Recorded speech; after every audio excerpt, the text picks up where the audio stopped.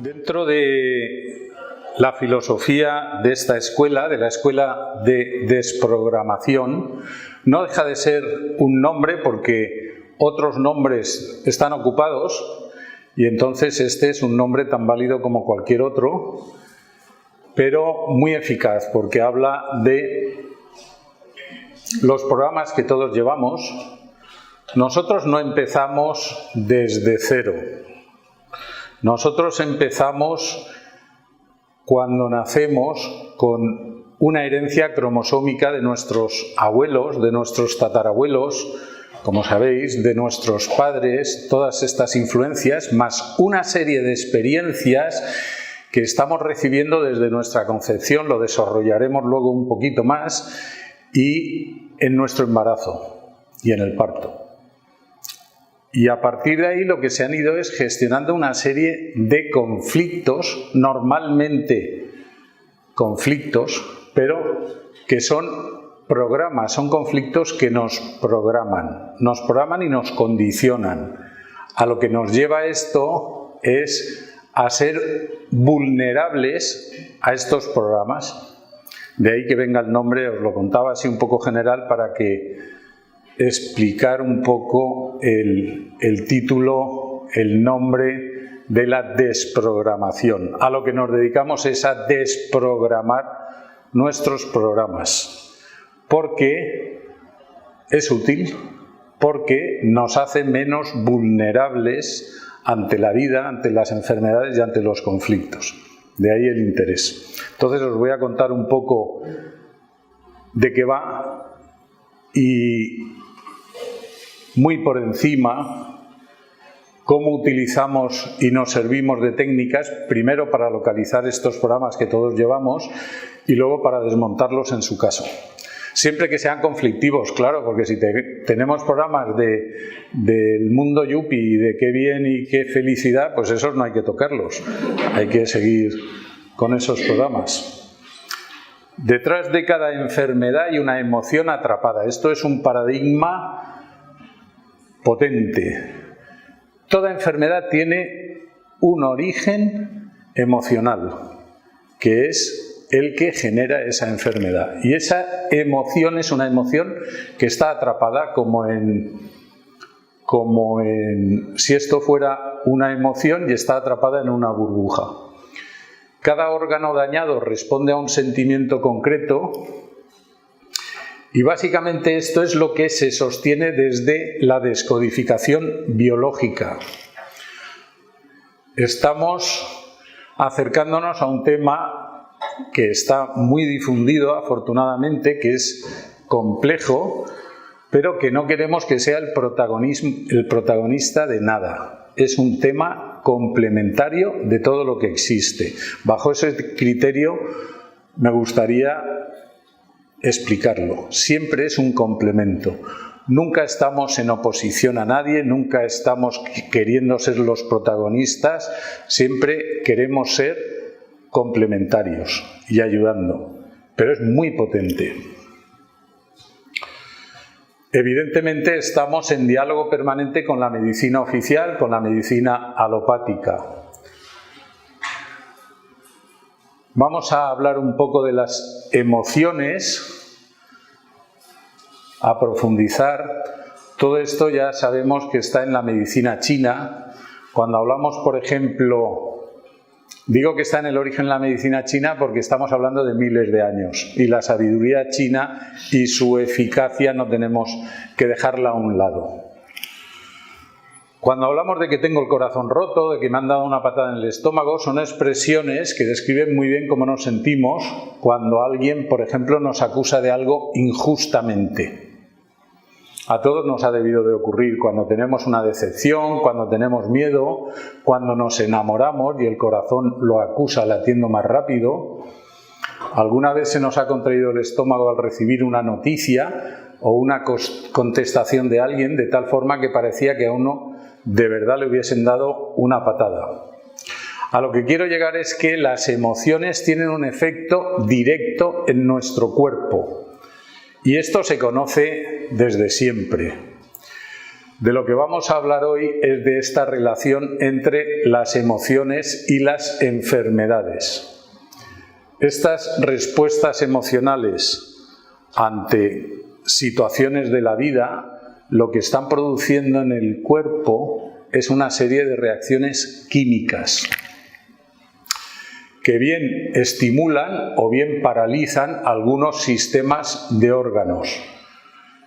Estas respuestas, mientras se tengan, pues no pasa nada. El conflicto es cuando estas emociones empiezan a ser algo crónico, algo patológico. Por ejemplo, el estrés en un momento determinado nos puede ayudar a afrontar determinadas situaciones. Al levantarnos por la mañana necesitamos una activación de estrés, si no, no nos levantaríamos. Se está muy bien en la cama.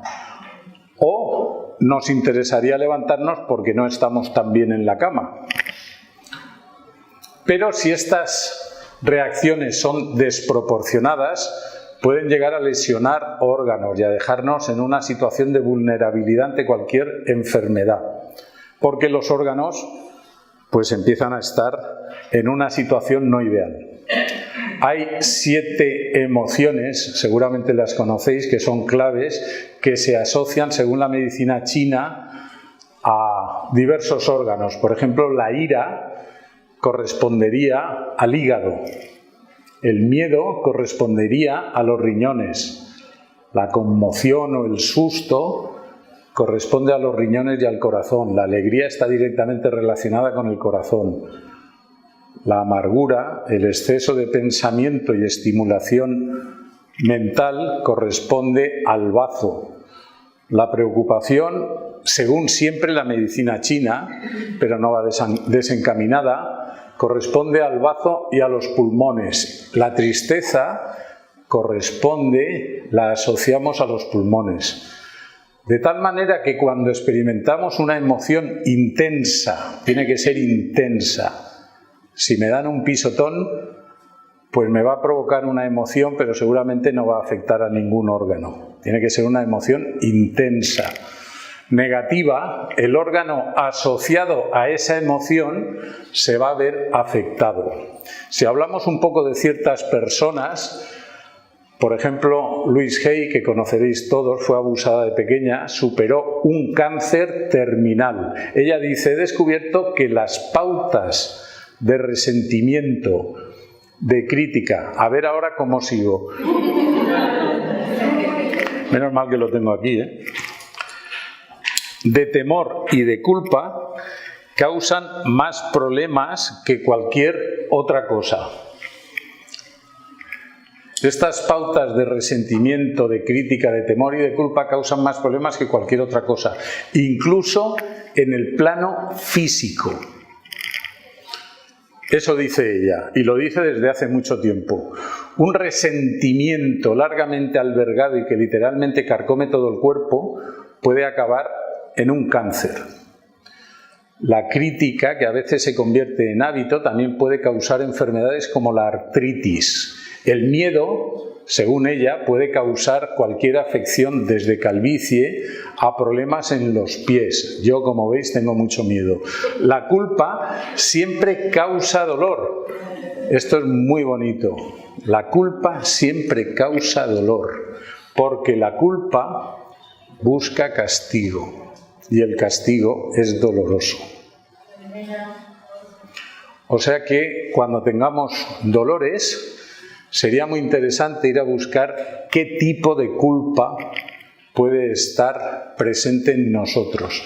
Porque si la localizamos, pues ya sabéis, podemos acabar con el dolor. Sin pastillas. Louise Hay dice que los creadores de todo lo que llamamos enfermedad en nuestro cuerpo somos nosotros mismos y que recibimos en definitiva lo que hemos dado. Ella habla de que el amor, la alegría, el perdón son los grandes sanadores, porque proceden del corazón, y el corazón representa el amor, y la sangre que circula por el cuerpo representa la alegría. De modo que un corazón amante, normal y sano bombea alegría por todo el cuerpo, alimentando todas las células y órganos, creando amor y alegría para que las células trabajen allí. Esto parece un mundo yuppie, pero tiene mucha castaña. Esto tiene mucha castaña. Mucho fondo. Si un corazón ha perdido su capacidad para expresar amor y alegría, el perdón le abrirá la puerta, dice ella. Sobre el perdón también tendríamos que hablar mucho. Este señor dice que empezó Brian Nelson cuando tenía 13 años, que le diagnosticaron un problema en los riñones y los doctores no podían hacer nada por mí, dice. Este problema que yo tenía me estaba causando mucho dolor. Sentía como que había un cuchillo haciéndome una herida en los riñones. Del dolor yo me caía al suelo. Debido a que los doctores convencionales no tenían nada que ofrecerme para ayudarme, mis padres me llevaron a unos doctores holísticos. En unas semanas mi dolor empezó a disminuir y en poco tiempo me sentía como si nunca hubiese tenido esa enfermedad. Mis padres me llevaron entonces a los doctores para que me hicieran unos exámenes y se dieron cuenta de que ya no tenía nada. Y entonces dijeron que esto había sido una curación espontánea y que cualquier cosa que ellos habían hecho, lo habían hecho bien. Yo sabía en mi corazón que quien me había ayudado había sido el doctor holístico que me había visitado. Entonces ahí, en ese momento, fue cuando decidí que yo quería ser ese tipo de doctor. Y lo consiguió. Él es ahora un médico holístico que ha pasado los últimos 20 y tantos años de su vida trabajando con algunas de las personas más enfermas del planeta, tratando temas de fibromialgia, síndrome de fatiga crónica, lupus, incluso cáncer. Y él dice, yo no trato enfermedades, simplemente trato de encontrar los desbalances que están sucediendo en el cuerpo. Él está reconocido mundialmente en psicología energética y medicina bioenergética. Ha escrito un libro que además, como estás grabando, lo compráis en las librerías, que se llama El Código de la Emoción. Es un libro que resume su método, muy divulgado. Es un sistema curativo que pone al descubierto el funcionamiento interno del inconsciente. Ya nos vamos acercando, ya nos vamos acercando. Cada persona va poniendo un granito en la evolución de todo esto. Y ya acaba de aparecer la palabra inconsciente. Asegura que aquellas situaciones de fuerte impacto emocional que nos ocurrieron en el pasado, si no se liberaron, quedaron atrapadas en algún lugar del cuerpo y son energía que literalmente habita en nuestros cuerpos. Siguiendo con el libro, esas emociones atrapadas pueden causar depresión o ansiedad. Pueden bloquear a las personas, alejarlas del amor y hacerles sentir desconectadas de los demás.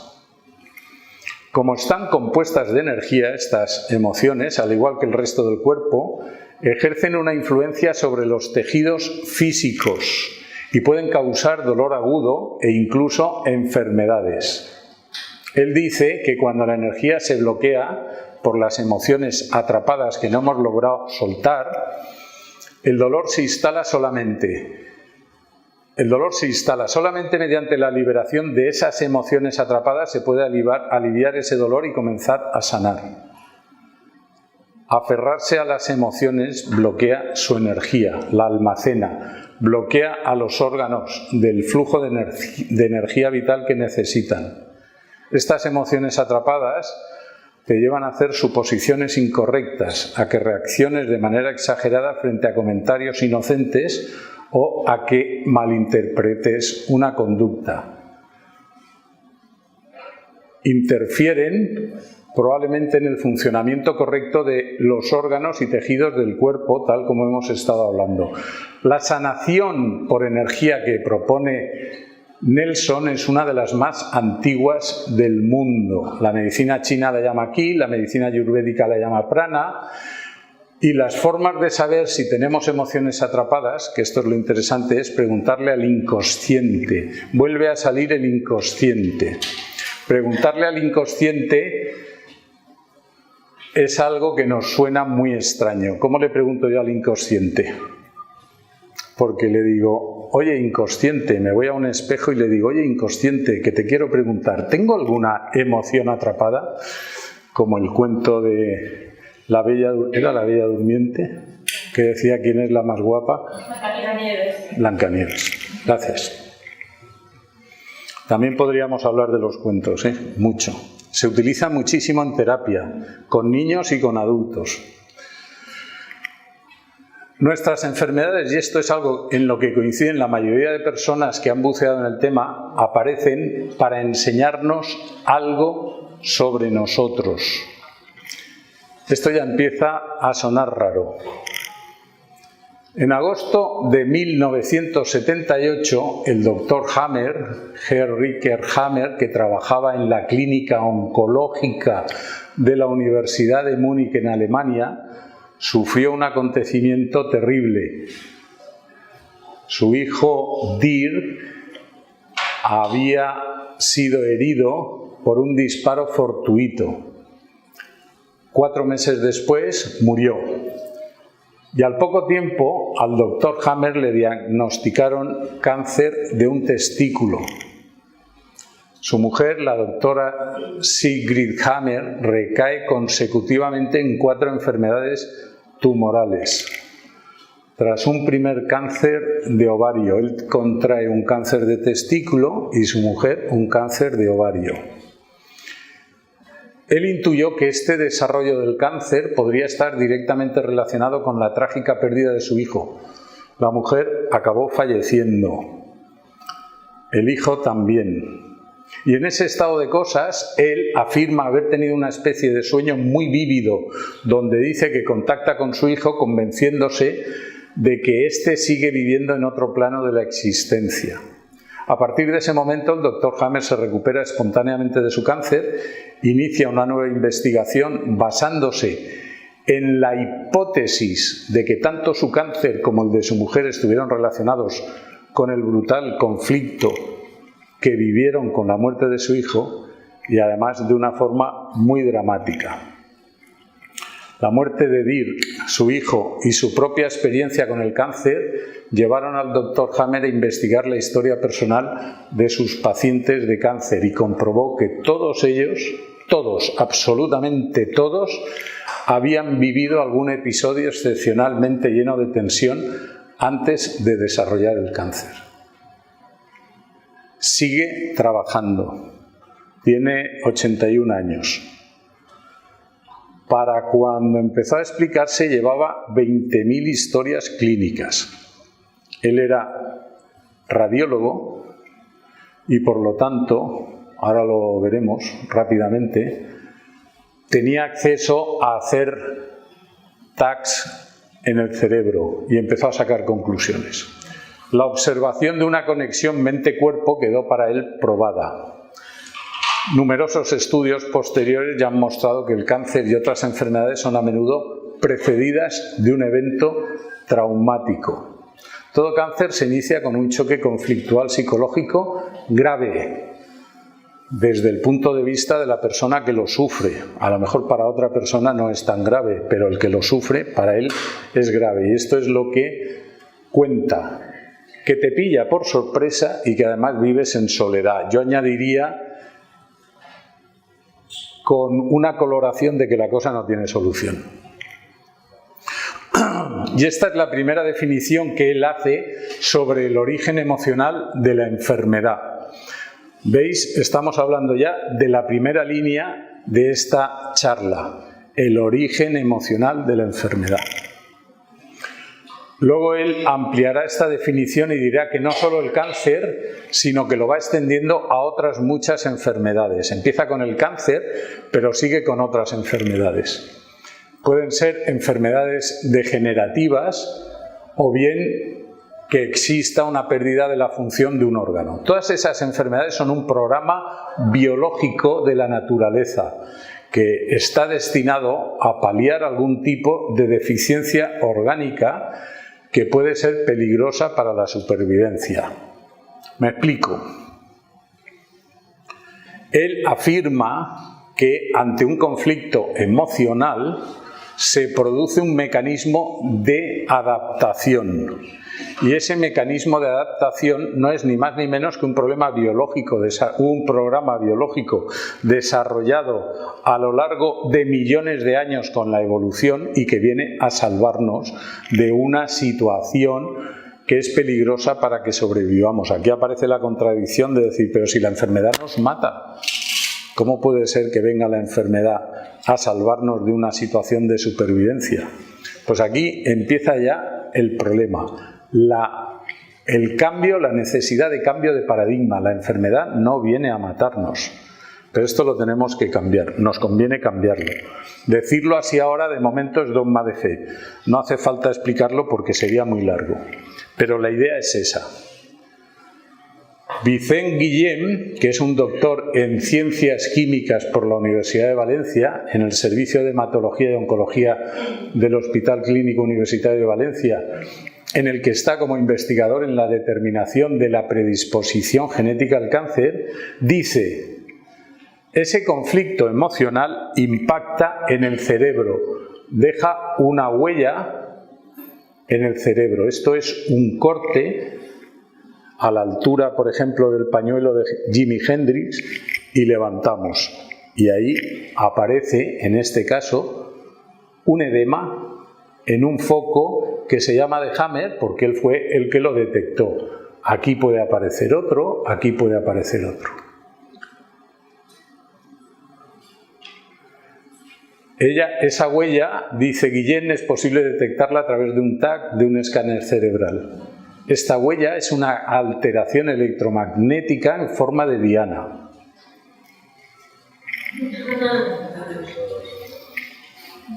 Son círculos concéntricos, avisarme cuando aparezca, por favor. Gracias. En cuanto tiramos una piedra, lo hace para refrescar la óptica. Porque lo hemos montado al revés, ¿no? Boca abajo. En cuanto tiramos una piedra en un estanque que está en calma, se forman ondas. Pues aquí ocurre lo mismo. Este es un corte más inferior en el que aparecen focos. Él encuentra, Hammer, lo dice Guillén, que esa señal aparece en el cerebro de estas personas que tienen un conflicto intenso. El conflicto ha de ser intenso. Pero el lugar donde aparece en el cerebro, y esto es importantísimo, no es aleatorio, no es al azar.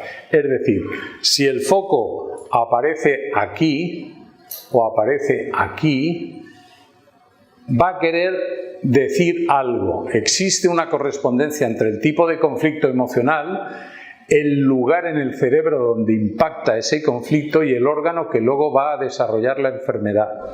De tal manera que él es capaz de, con los datos de un TAC, predecir qué órgano va a sufrir la enfermedad y cómo va a ser la enfermedad. Y no se equivoca nunca. Cuando digo nunca, es nunca. Porque este tío es el tío más riguroso, más honesto y más cuadriculado que existe en investigación médica. Ni una coma. No todas las enfermedades tienen un desencadenante emocional. No todas, pero sí muchas más de las que pensamos. Por eso conviene atender las señales que nos envía el cuerpo, un dolor localizado, cualquier cosa, y ver qué hay detrás. Bernardo Stamateas, que es un psiquiatra argentino, habla de que las emociones son todas buenas porque es una voz. El miedo nos está diciendo que hay una amenaza, la ira nos está diciendo que hay una piedra en el camino y nos da fuerza, la tristeza nos está diciendo que hay una pérdida, nos está diciendo recógete para adentro para tratar de trabajar esa tristeza. La culpa nos dice que hay algo que hiciste mal y hay que repararlo. Él compara las emociones con un tubo. Si está siempre abierta la emoción, sale y yo expreso todo, yo digo todo, no vamos a enfermar. Si está siempre cerrada, que nunca expresamos nada, ¿dónde va esa emoción? Pues la estamos encapsulando, la mandamos al cuerpo y entonces enfermamos. Como veis, he recogido una serie de personas que están hablando de lo mismo, y además lo mismo de lo que habla originalmente la medicina china, la medicina ayurvédica. Thomas Edison habla de que el médico del futuro no hará medicina. Cada vez este futuro está más cerca. Nosotros estamos en un tránsito, pero cada vez se va acercando más. Estamos hablando ya de 10 años. Sino que hará que sus pacientes se interesen por el cuidado de la estructura humana, la dieta y la causa y la prevención de las enfermedades.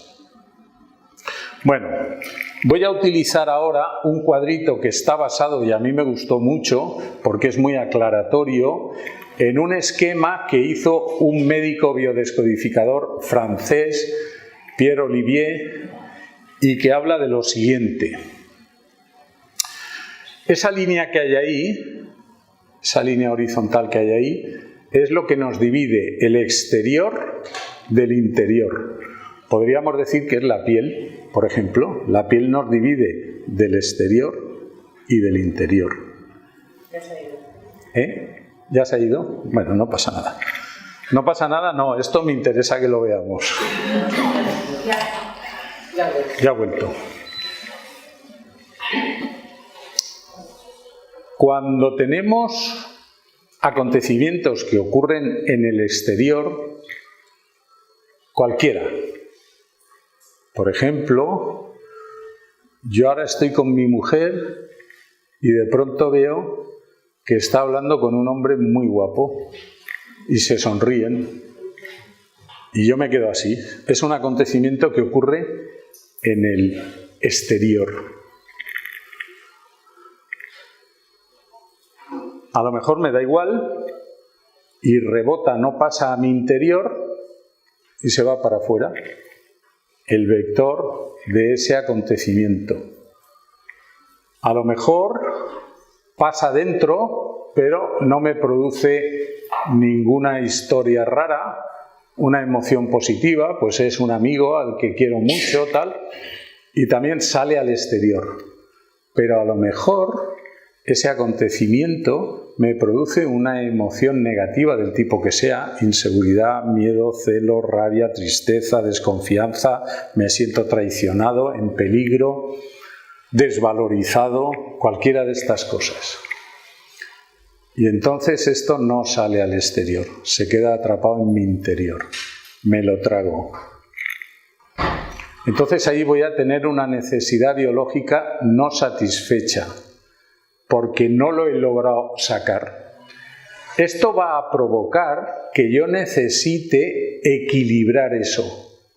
Y ese equilibrio, todo esto no lo estoy manejando yo, Todo esto está ocurriendo a pesar de mi conciencia, todo esto es inconsciente. Me va a dar un equilibrio y el equilibrio se va a traducir directamente en un órgano de mi cuerpo, en los riñones, en el hígado, en el bazo, en el estómago. A lo mejor esa escena que acabo de ver me produce acidez o me produce ganas de vomitar porque no puedo digerir esa historia y me va a producir sensaciones o síntomas corporales o me los va a producir comportamentales, o sea, psíquicos. A lo mejor me da un ataque de rabia y salgo y lo mato, o la mato, sobre todo si soy napolitano. Bueno, pues esto es un esquema en el que vemos cómo lo que ocurre fuera nos puede afectar de tres maneras, o bien rebota, o bien pasa y no pasa nada al interior, o bien pasa pero sí que pasa algo. ¿Y qué son esas necesidades biológicas no satisfechas? Pues una necesidad biológica no satisfecha es el hambre. Y ahora entramos en una subdivisión que es que el cerebro no distingue entre lo real y lo simbólico. Para el cerebro es igual lo real o lo simbólico. Y el hambre puede ser hambre física, necesito pan, necesito comer, necesito carne, pescado, fruta, o necesito alimentarme de algo. Por ejemplo, necesito una alimentación afectiva o necesito una alimentación intelectual. Eso es una necesidad biológica no satisfecha. Y esto me va a provocar, al no estar satisfecha y no sale fuera, me va a provocar un desequilibrio que se va a equilibrar a base de afectar un órgano.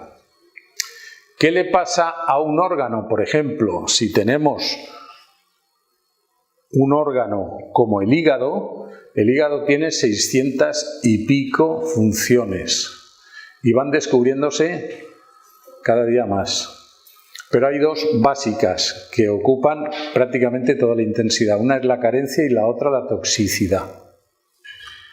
La carencia puede ser que no tengo bastante, o que creo que no voy a tener bastante, o que el marido de mi hija se acaba de divorciar y me lo han dicho por teléfono y entonces sufro por mis nietos porque no van a tener que comer. Y entonces puedo desarrollar un tumor en el hígado.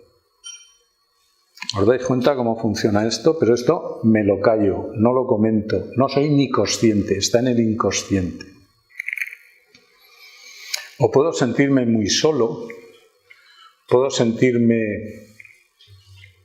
abandonado y entonces voy a tener un conflicto de colectores de riñón, también inconsciente. O puedo quedarme porque me han desahuciado la casa y la casa representa el corazón y puedo tener un conflicto en el corazón. O no llego a pagar este año la hipoteca. Puedo tener arritmias o puedo tener un problema en las válvulas o puedo tener problemas en el corazón. ¿Qué va a pasar con todo esto? Que voy a ir al médico y el médico me va a poner unas pruebas, me va a hacer una anamnesis y me va a decir, pues hágase usted estas pruebas, me voy a hacer los análisis, las pruebas y luego a la vista de eso va a hacer un diagnóstico. En la inmensa mayoría tenemos una medicina magnífica, me va a hacer un diagnóstico certero. Va a seguir un protocolo que es igual para todos. Todos los que estamos aquí tienen el mismo, tenemos el mismo protocolo. Es el protocolo sintomático. Me va a dar una medicación y yo voy a empezar a tomarla. Pero este médico, ni tiene por qué, no va a saber cuál es mi conflicto, cuál es el origen de este síntoma. Él me va a tratar el síntoma y probablemente lo va a tratar magníficamente. Pero si yo no localizo mi conflicto emocional, pues voy a tener ese problema ahí latente y se puede cronificar. Este es el origen de las enfermedades crónicas, por cierto. Es como si se me ocurre, me opero los párpados porque se me están cayendo. Tenemos dos músculos aquí y aquí. Se cortan, hablándolo muy general, se cortan y así mis párpados suben. Pero yo tengo un conflicto emocional que es algo que no quiero ver y por lo tanto mis párpados se caen. ¿Qué es lo que no quiero ver? Pues a lo mejor una situación con mi pareja o a lo mejor una situación con mis hermanos, algo que no quiero ver. Dentro de 6 meses los párpados se me volverán a caer, porque sigo sin haber solucionado el conflicto emocional que me está provocando este síntoma. Y ahora ya no me van a poder operar, porque ya no queda músculo, ya me lo han quitado.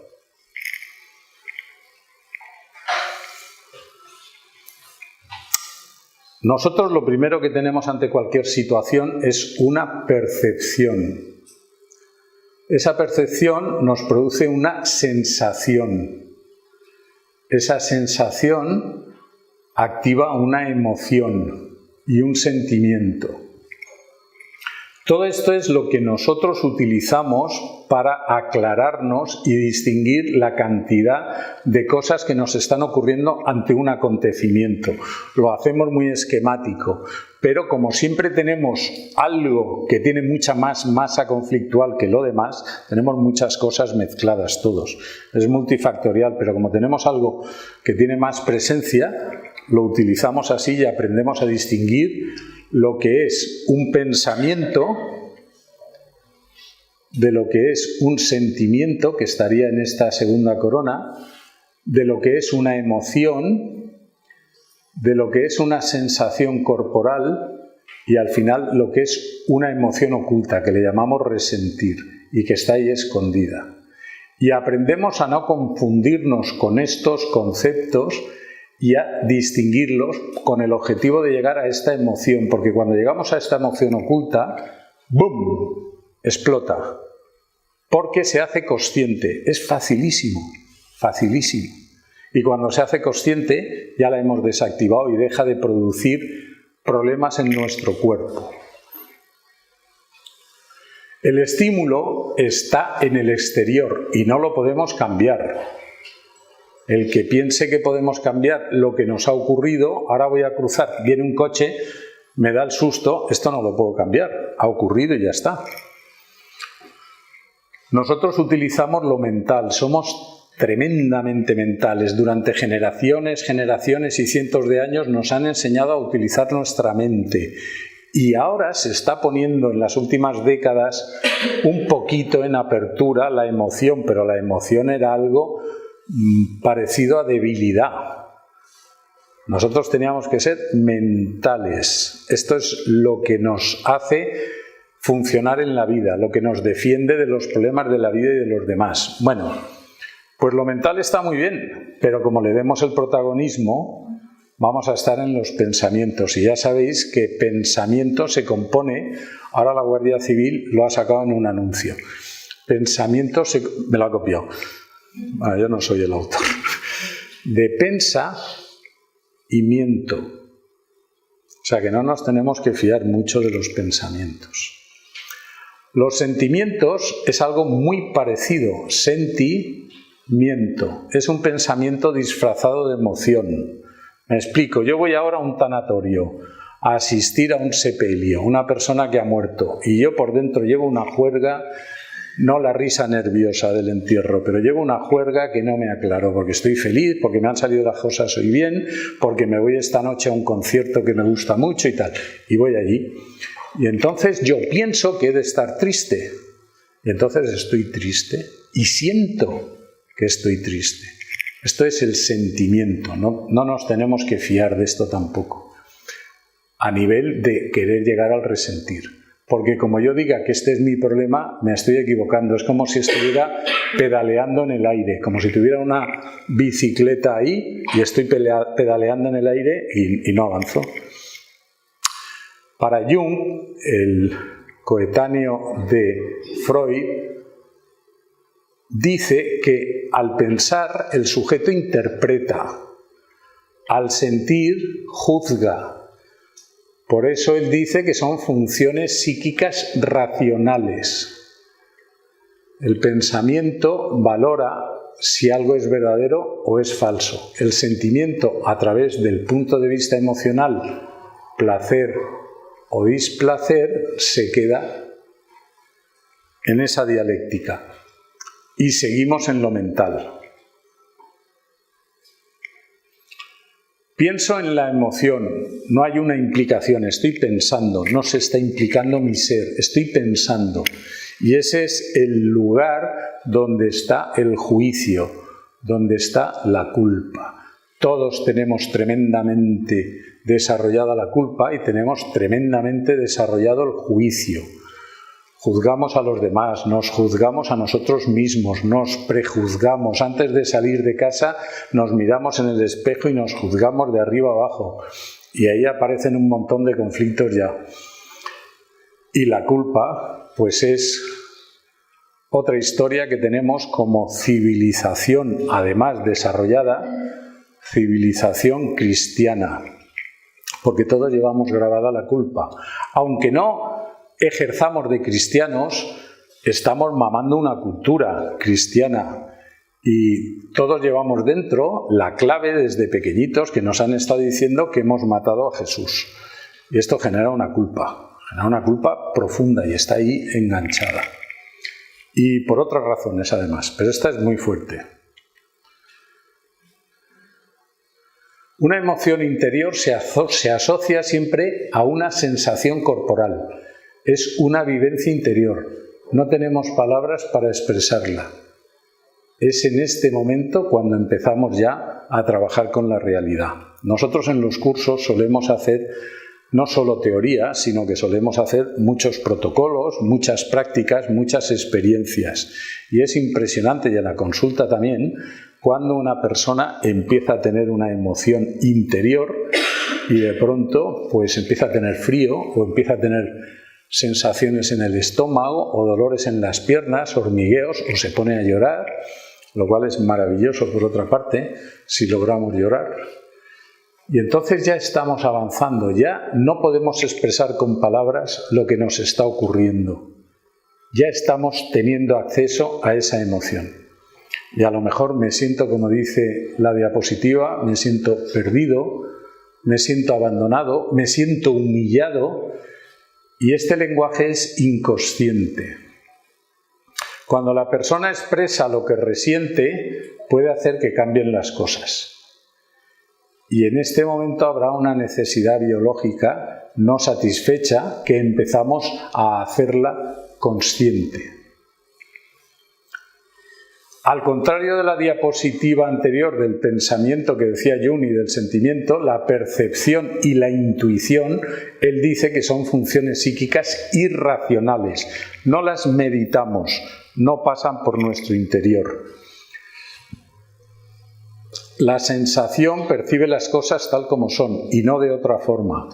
Y la intuición también percibe, a través de una percepción interna inconsciente de las cosas, las posibilidades que existen en ellas. Bueno, no se ha estropeado de momento. Todo este rollo tan insoportable viene con el propósito de intentar establecer el paradigma de que la enfermedad no viene porque el cuerpo vaya en contra nuestra, porque el cuerpo de momento se desajusta como un coche, porque el cuerpo no sirve. Viene para establecer una idea clara, que es que la enfermedad tiene su origen en una emoción oculta, una emoción que no hemos logrado expresar, que vivimos solos. El propósito de esta charla y el propósito de la Escuela de Desprogramación es lograr el arte de localizar las emociones ocultas, cada uno en sí mismo o en los demás. Pero no vamos a ir por la calle diciendo, a ver, ¿qué emoción oculta tienes tú? No, sino a alguien en terapia que viene a consulta, o algún familiar, nuestros hijos, alguien que nos pregunta, pero sobre todo nosotros con nosotros, intentar localizar nuestras emociones ocultas.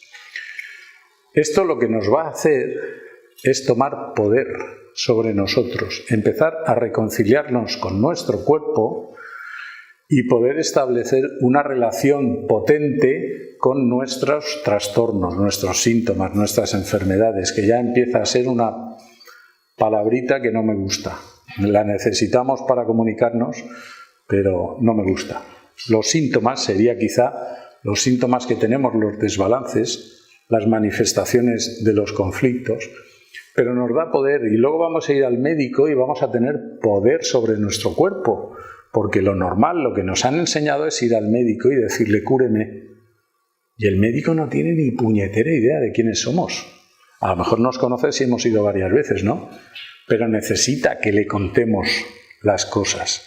Si no, él no es adivino. Necesita que le digamos las cosas. Pues teniendo poder vamos a establecer un diálogo con nuestra enfermedad eficaz. ¿Por qué se le llama paciente al paciente? Porque lo primero que se hace es, cuando ingresa en un hospital, horizontalizarlo, tumbarlo y quitarle toda la iniciativa que esta persona pueda tener. Y a partir de ahí se convierte en un ser pasivo. Y es el médico el que le va diciendo lo que tiene o no tiene que hacer. Pero la persona no pone de su parte. Tomando poder es cuando vamos a poder darle la vuelta a esto. Hay muchísimos médicos que ya dicen, necesito que el enfermo, ellos dicen el paciente, que el enfermo colabore, porque si colabora va a solucionar la enfermedad y ellos quieren, para eso han hecho medicina, quieren darle sentido a su profesión, quieren que las personas sanen. Pero depende de nosotros, básicamente de nosotros. Todo este proceso de programas biológicos surge a través de lo que llamamos la embriología. La embriología, ahora no lo vamos a desarrollar, es algo maravilloso, es algo que crea adicción, es algo que te hace saltar. Hay 4 etapas embrionarias. 4 etapas embrionarias que son la supervivencia, la primera y la más importante. Nosotros somos seres desde millones de años, desde que éramos una célula, desde que estábamos en el mar, porque venimos del mar. Somos seres que lo primero que necesitamos es sobrevivir.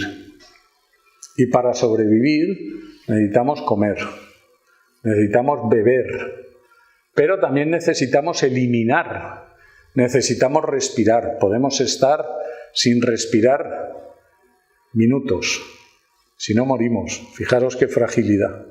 Fijaros lo importante que son los pulmones, fijaros lo importante que es el sistema nervioso que se encarga de que se muevan nuestros pulmones sin estar nosotros todo el tiempo tomando la decisión. Todo esto es la maravilla de nuestro cuerpo que se ha ido generando a través de procesos, y lo que valía está en nosotros y lo que no valía se lo han llevado la gente que no ha sobrevivido. Nosotros tenemos una biblioteca en nuestro cuerpo en el que está registrado absolutamente todos los programas de supervivencia que han existido a lo largo de millones de años. Y esta biblioteca se llama el ADN. Cuando hay un conflicto, el cerebro, que es como un supervisor, el cerebro no crea nada. El cerebro es un supervisor magnífico, se va al ADN y dice, a ver, ¿qué programa toca? Este, y nos lo brinda. Esto es como funciona. Bueno, pues tenemos la supervivencia. Una vez hemos logrado sobrevivir, esto es lo primero, O sea, lo primero que vamos a necesitar es sobrevivir. Por encima de todo. No le digáis a alguien milongas si está en juego su supervivencia. Va a querer sobrevivir. Primer mandato biológico.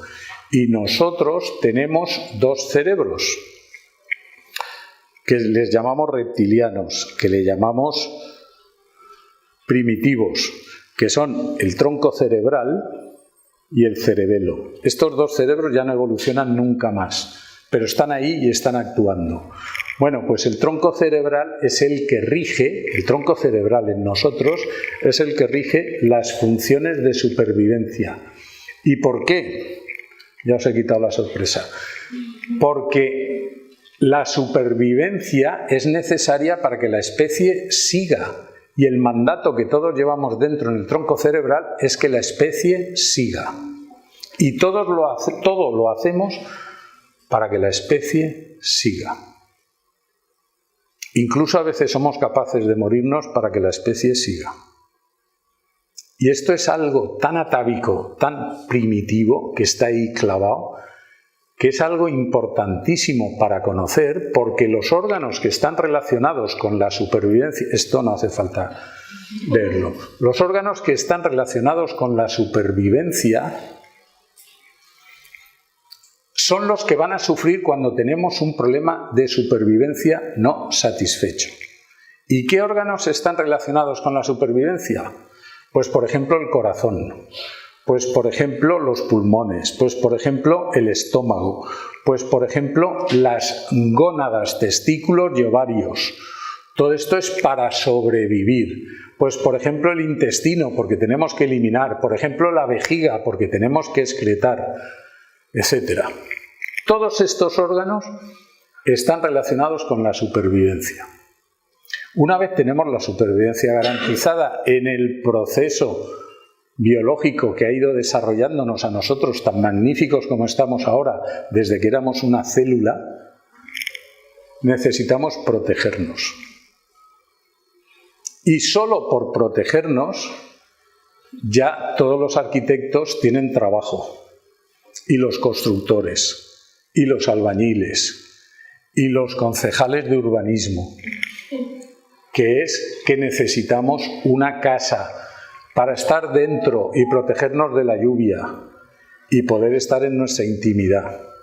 Esto es una necesidad biológica brutal, pero hay órganos que están relacionados con la protección. Dile que no estoy. Y esa protección nos la va a dar, pues por ejemplo, membranas de protección de los pulmones como la pleura o el pericardio o el peritoneo o un montón de partes de nuestro cuerpo que están en relación con la protección. La protección la rige el segundo cerebro, ese que no evoluciona ya, que es arcaico, que es reptiliano, que es el cerebelo. Y esos dos están ahí, aquí detrás. El tronco conecta con la columna y el cerebelo es como una coliflor que hay aquí. Y no evolucionan, ahí están. Pero actúan y están funcionando. Todo esto se ha ido haciendo a lo largo, como digo, de millones de años. Pero luego hay un paralelismo entre la formación del ser humano a lo largo de millones de años y entre la formación del bebé en la gestación. Pasa exactamente igual. Y si analizamos la embriología de un bebé en la gestación en los 9 meses, esos órganos se van formando en esas láminas embrionarias. Con lo cual tenemos un conocimiento tan fácil para localizar cuál es el problema que existe en un determinado órgano por el conflicto que pueda tener, si es de supervivencia o si es de protección. Y somos verdaderos expertos en todo este tipo de conflictos, con lo cual logramos llegar con bastante rapidez al resentir a la emoción oculta y desactivarla. Y por lo general, no al 100%, estaríamos locos y seríamos peligrosos si dijéramos esto, pero por lo general las enfermedades, independientemente de su gravedad, remiten, involucionan. Una vez tenemos la protección asegurada, ya sobrevivimos y nos protegemos. Entonces necesitamos movernos para coger el alimento, porque no somos piedras ni árboles.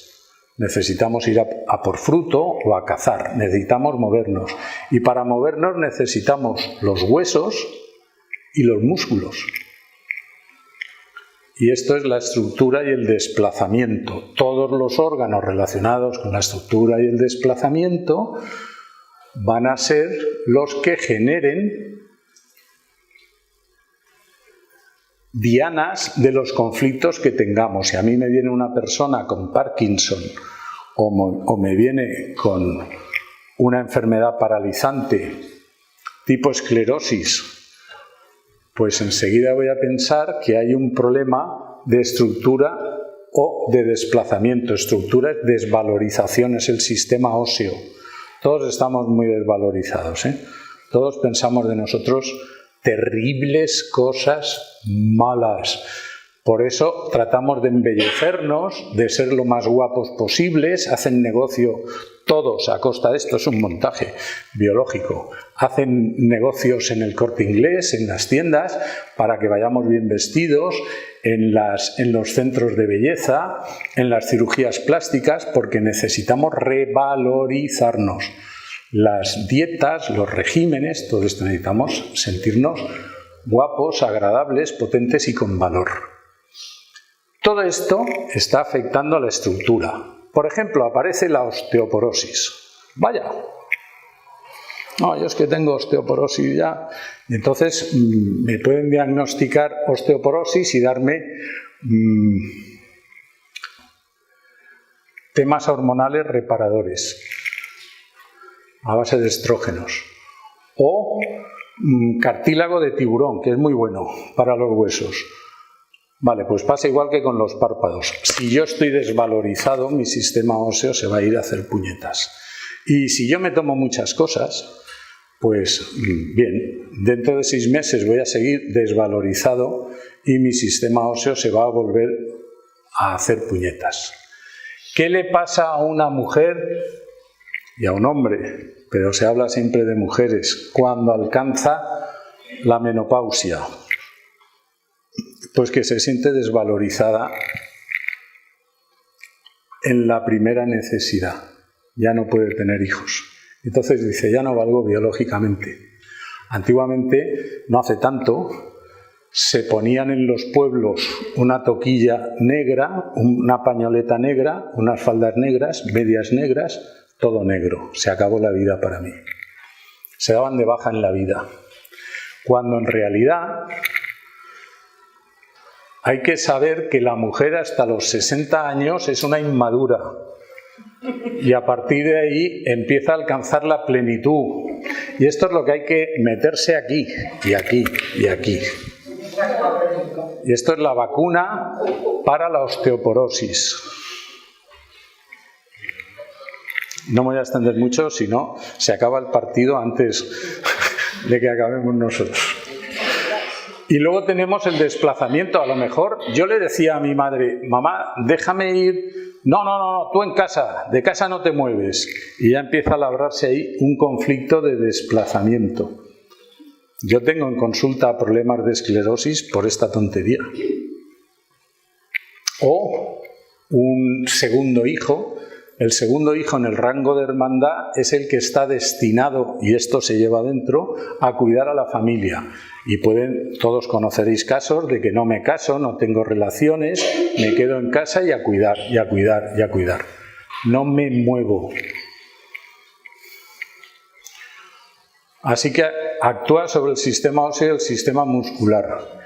Cuando ya tenemos todo esto solucionado, nos vamos, la parte del cerebro, que esta sí que evoluciona, que rige, que gestiona esta tercera etapa embrionaria, es la corteza. La médula cerebral, no la corteza, la médula cerebral, que está aquí en medio. Está en una zona aquí intermedia. Y esta sí que evoluciona, es decir, los niños que salen ahora Adrián ya lleva una corteza distinta de su padre y de su madre, ya está evolucionada. Es diferente, pero el tronco cerebral no. Y el cerebelo tampoco. Bueno, cuando tenemos eso solucionado, nos vamos ya a la comunicación con los demás, a la relación. Y aquí lo que tenemos actuando es el órgano más extenso que llevamos, que es la piel. La piel es la que nos da el contacto con los demás. Y fijaros si estamos analfabetos del contacto con los demás. Nos da miedo tocar, nos da miedo que nos toquen, nos da miedo acariciar. Permiso. Gracias. Eso es la piel. Pero también todo el sistema periférico nervioso que nos transmite al cerebro las sensaciones de frío, de calor, de movimiento. Bueno, pues todos estos órganos, cuando tenemos problemas de relación y de comunicación, son los que se van a ver afectados. Hace una semana, Eric Clapton, el guitarrista, dice, me retiro porque tengo una neuropatía periférica. Es esto. Entonces su sistema nervioso ha entrado en una etapa degenerativa y está perdiendo la mielina de los nervios. Y entonces esto genera una enfermedad, neuropatía es una enfermedad nerviosa, degenerativa. A este señor lo que le vendría muy bien es encontrar a un biodesprogramador de pro que le dijera, ¿qué problema de comunicación y de relación tienes? A lo mejor no es el que tiene ahora, a lo mejor lo tuvo en su infancia, pero se le ha detonado ahora, porque es un programa que nos acompaña. No tiene necesariamente que ser problema, conflicto. A lo mejor es un problema como una célula terrorista que está oculta en Estados Unidos y de pronto la activan y a lo mejor lleva 10 años, tiene a su familia, como hemos visto en películas, vive tal y resulta que es un terrorista que ni familia, ni hijos, ni nada y actúa. Pues esto es igual. Hay que ir a buscar el tipo de conflicto. Como veis, aunque me enrollo mucho, podréis adivinar, espero que podáis adivinar que esto no es difícil, que es muy rápido. que tenemos gracias a estas etapas embrionarias todos los órganos perfectamente estipulados, los dientes hasta las pestañas tienen su desprogramación y sus códigos. Todo, absolutamente todo. Y podemos ir muy rápido en una consulta a ver cuál es el problema que ha existido para que tengamos una enfermedad. El problema ha de ser fuerte, ya os lo decía antes, ha de ser intenso. A lo mejor no lo conceptuamos como intenso y nos lo tragamos, pero ha de ser intenso.